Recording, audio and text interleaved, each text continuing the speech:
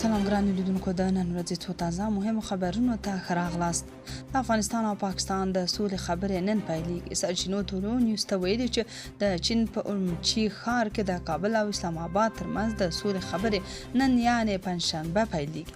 افغان پلاوی چې شپږ کسیز دی او د 3 وزارتونو او استخباراتو لوی ریاست استازي پکې شامل دي، تېره ورځ چین ته رسېدلي دي.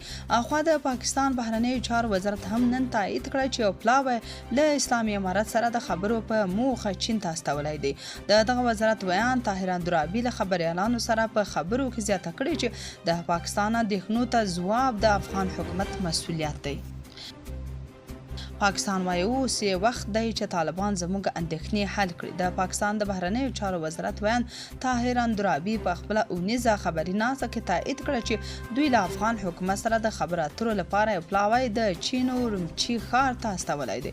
اندرابي د دغو مذاکراتو په اړه ویل، هو پاکستان د خپل ثابت دریځ له مخې اورمچي ته پلاوی لیږلی دی. اوس نو بار د طالبانو پر اوږو دی چې زموږ اندېښنو ته ځواب وایي او د هغو ډلو پر وړاندې عملي ګامونه پورته کړي چې د پاکستان امنیت ګواښي. دا لومړی ځل دی چې اسلام آباد په دومره وضاحت سره په چین کې د روانو پټو مذاکراتو پخلی کوي.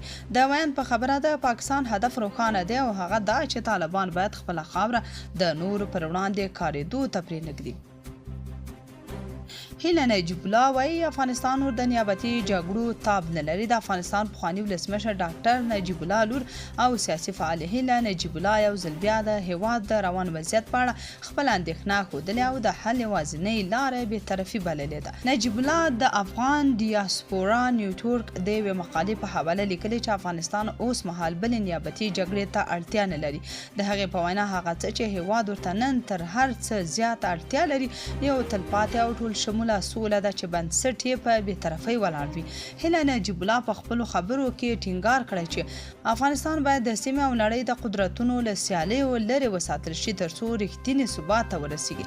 نوموړي د هغو افغانانو بنسټونو له هڅو مننه کړې چې د افغانستان د بېطرفه پاتې کېدو او د نیابتي جګړو د پای ته رسولو لپاره غږ پورته کوي. دا په داسې حال کې ده چې تر دې وړاندې هم د هیواد یو شمېر سیاسي څېرو د افغانستان د تاریخي بېطرفۍ پر اعاده کولو ټینګار کړی و.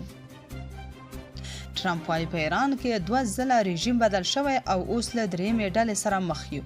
د امریکا ولسمشر ډونالډ ټرمپ ویلي چې په ایران کې 2 ځله د رژیم بدلون رامنځته شوی او اوس امریکا له 3مې ډلې د چارواکو سره مخ دی. ټرمپ دا څرګندونې د اسټر د اختر د غرمې په مراسمو کې په سپینه ماڼۍ کې کړي دي. د هغه په وینا د پوځي عملیاتو په لومړۍ ورځ علي خامنه‌ای له منځه وړل شوی او دا د لومړي رژیم بشپړ پای بللی دی. هغه زیاته کړه وروسته اته کسان راټول شول څو نوی نظام جوړ کړي او د هغه په وینا هغوی هم له منځه یوړل شول چې په دې سره دوهم بدلون رامنځته شو. ټرمپ وویل اوس له 3مې ډلې سره مخ دي چې د پخوانیو په پرتله لږ سخت دریځ لري. ټرمپ همداراز وویل چې امریکا په ناڅاپي ډول د رژیم بدلون ته ورسېده او ټینګار وکړ چې دی تل د رژیم بدلون پلوی نه و ځکه دا یوه پیچلې پروسه ده. نوموړي یو ځل بیا د ایران له اټومي تړون څخه د وتلو پرېکړه تکرار کړه او د قاسم سلیماني پر وړاندې د امریکا برید یې یو مهم ګام وباله چې د په وینا په منځني ختیځ کې جدي ګواښونه له منځه یوړل. ټرمپ ادعا وکړه چې که د هغه پرېکړې نه وای نو سیمه به له جدي ګواښونو سره مخ وه او حتی د اټومي وسلو احتمال به هم زیات شوی و. فضلي وایي د پردیو په زور خپل هیواد ته د راوړل شوې جګړې پایله بدبختي او بېعزتي ده. د تیر جمهوري نظام پر مهال د چارو ادارې مشر فضل محمود فضلي وایي پر ایران د امریکا له بریدونو دا زده کړه کولی شي چې پر نړۍ حاکم نظم او تش په نوم نړیوال اخلاقي قواعد نشته. هغه زیاته کړې چې د پردیو په زور خپل هیواد ته د جګړې راوړلو پایله بدبختي او بېعزتي ده. فضلي د پنجشنبې په ورځ پر ایکس باندې لیکلي چې له ایرانیانو سره د مرستې په نوم د ټرمپ له یا د جګړې موخه نور هیوادونه په کنډوالو بدلول، خلک یې وحشي معرفي کول او منابع تر واک لاندې راوستل دي. نوموړي زیاته کړې دا د ازادې نړۍ د مشر ژبه ده. له دې ژبې 2 درس اخیستل کېدای شي. اول دا چې په نړۍ حاکم نظم او حتی تش په نوم نړیوال اخلاقي قواعد نور نشته او دویم درس دا چې د پردیو په زور خپل هیواد ته د جګړې راوړلو پایله بدبختي او بېعزتي ده. ایران پر اسرائیل پراخ بریدونه پیل کړي. د اسرائیل 14 چینل د راپورونو له مخې اسرائیل دا مهال د ایران د هغو تر ټولو لوی او پرله پسې بریدونو لاندې دی چې په تیرو 3 اونیو کې ساری نه دی لیدل شوی. د دوی په وینا دغه بریدونه چې په دوامداره توګه روان دي په تیرو څو اونیو کې د ایران او اسرائیل ترمنځ د کړکېچ تر ټولو لوړه کچه ښیي. راپورونه زیاتوي چې دغه بریدونه د تیرې ضربې په پرتله خورا پراخ او د زیات ویجاړي وړتیا لري. که هم د مرګ ژوبلې او مالي زیانونو په اړه تر اوسه دقیق جزئیات نه دي خپاره شوي. خو خپاره شوي انځورونه په ځینو سیمو کې د توغندیو لګېدل او د موټرو ویجاړېدل ښیي. دا بریدونه په داسې حال کې کیږي چې د سیمې امنیتي وضعیت د هرې شیبې په تیرېدو سره نور هم د خرابېدو په لور روان دی. پاکستان د خپلو تیلو وړونکو بیړۍ لپاره لار لټوي. د بلومبرګ خبري اژانس په یوه ځانګړي راپور کې موندلې چې د ایران ساتندویه ځواک د هرمستنګي له لارې د تیریدونکو کښتۍ لپاره یو نوی سیستم رامنځته کړی چې له مخې ځینې کښتۍ باید د تیریدو لپاره په چینایي یوانو یا ډیجیټلي اسعارو محصول تادیه کړي. د راپورونو له مخې ایران هوکړه کړې چې له پاکستاني کښتۍ ته اجازه ورکړي تر څو د دغه تنګي له لارې په خوندي توګه تیر شي. د دوی په وینا پاکستاني چارواکو پیل کړي چې د نړۍ لوی سوداګریز شرکتونه قانع کړي تر څو خپلې کښتۍ د یو څه وخت لپاره د پاکستان تر بیرغ لاندې ثبت کړي تر څو له دغه امتیاز څخه ګټه پورته کړي او په خوندي ډول خپل سفر ته دوام ورکړي. په راپور کې ویل شوي چې کښتۍ باید لومړی خپل ټول جزئیات د ایران د انقلابي ګارد اړوندو شرکتونو سره شریک کړي.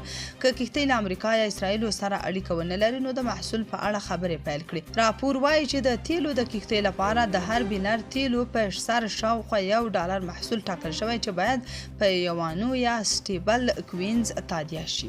د امریکا استخباراتي بنسټونه دې پایلې ته رسېدلي چې ایران په اوسنیو شرایطو کې امریکا او اسرائیلو سره د شخړې پای لپاره خبرو ته لیواله نه دی.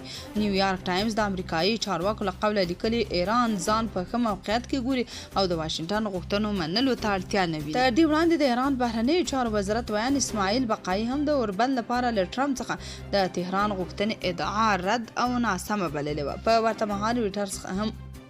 ورته مهال رویټرز هم د یوه لوړپوړي ایراني چارواکي له قوله خبر ورکړی چې ایران د تل لپاره د شخړې پای په موخه د تضمین غوښتنه کړې.